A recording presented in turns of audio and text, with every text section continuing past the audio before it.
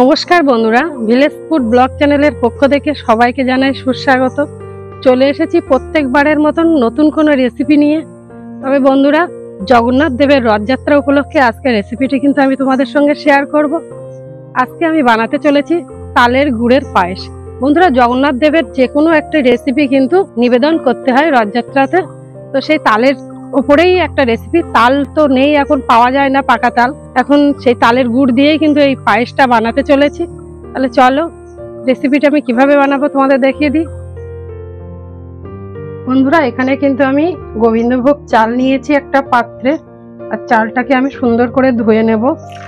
আমি এখানে 100 গ্রাম পরিমাণে চালটা নিয়েছি।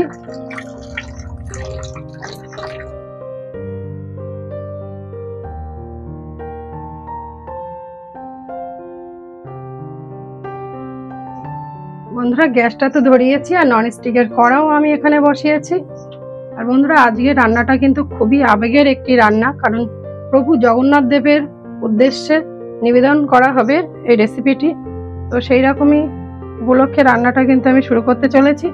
আর রান্নার আমি এখানে কড়াইতে দিয়ে দেব ঘি। খুব অল্প পরিমাণে একটু ঘি দিলাম।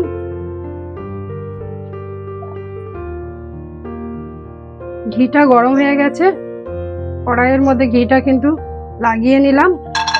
আর এবারে কাজু আর কিশমিশটাকে এর মধ্যে দিয়ে ভেজে নেব।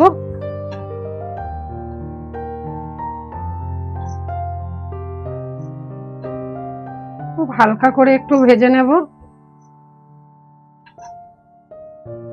খুব অল্প আছে, মিনিট দুয়েক সময় ধরে কাজু এবং কিশমিশটাকে আমি ভেজে নিয়েছি। এবার এটাকে একটা পাত্রে তুলে নেব। এবারে উনানের উপরে আর একটা বড় কড়াই বসিয়েছি, আর এর মধ্যে আমি দিয়ে দেব দুধ।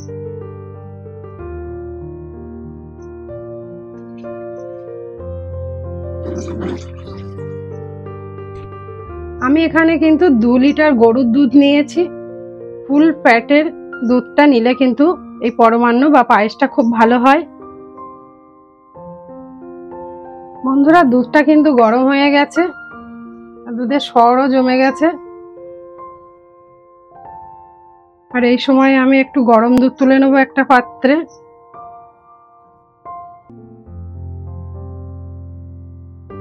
আর এর মধ্যে আমি দিয়ে দেব 100 গ্রাম পরিমাণে গুঁড়ো দুধ।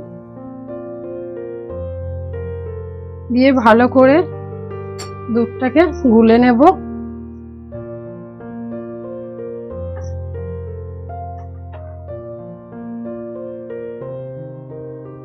গরম দুধের থেকে দুধের সরটা কিন্তু ভালো করে নাড়াচাড়া করে নিতে হবে,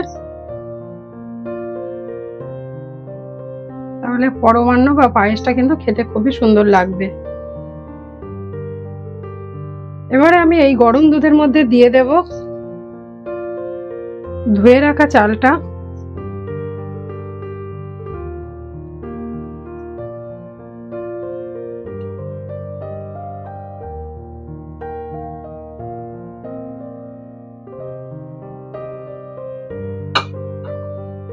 চালটাকে দিয়ে কিন্তু সমানে নাড়াচাড়া করতে হবে, না হলে চালটা দলা হয়ে যেতে পারে।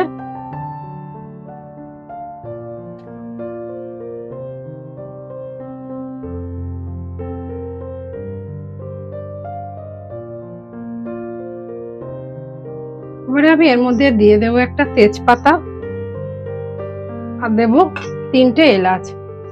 তবে এলাচটা দেওয়ার আগে কিন্তু এলাচের পাতাটাকে একটু ফাটিয়ে নিতে হবে, ঠিক এইভাবে।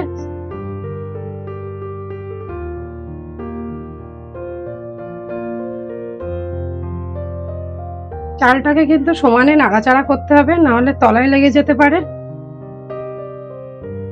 খুব অল্প আছে কিন্তু পরমান্ন বা পায়েসটা রান্না করতে হবে।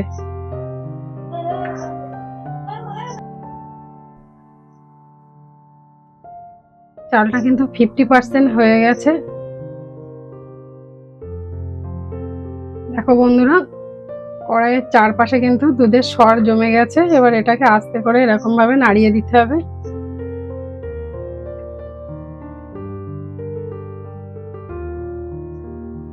পুরো দুধের সঙ্গে সরটা কিন্তু ভালো করে মিশিয়ে দিতে হবে।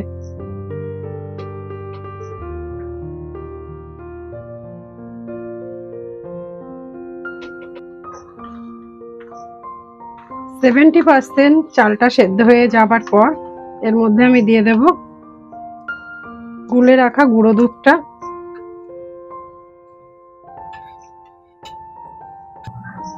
দিয়ে একটু নাড়াচাড়া করে নিতে হবে।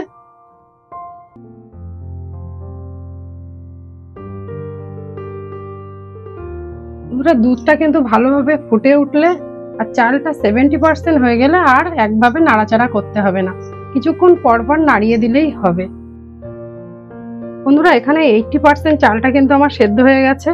এবারে আমি এই পর্যায়ে দিয়ে দেব তালের গুড়টা। আমি এখানে 2 লিটার দুধ, 100 গ্রাম চাল আর 200 গ্রাম তালের গুড় নিয়েছি। গুড়টাকে দিয়ে কিন্তু আবারও নাড়াচাড়া করতে হবে, এখনো একটু বাকি আছে গলতে।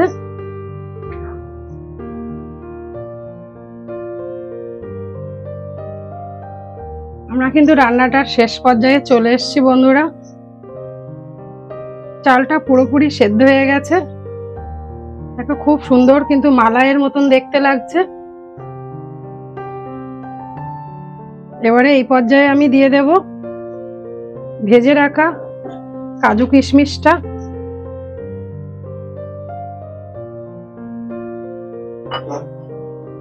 একটু নাড়াচাড়া করে নিতে হবে।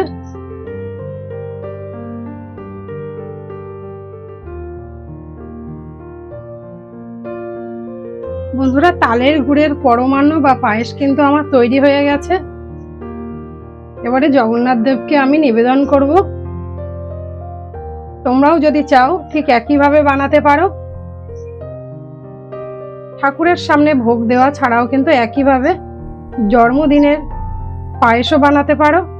তো সেক্ষেত্রে একটু নুন তোমরা ব্যবহার করবে, আমি কিন্তু এখানে নুনটা ব্যবহার করিনি।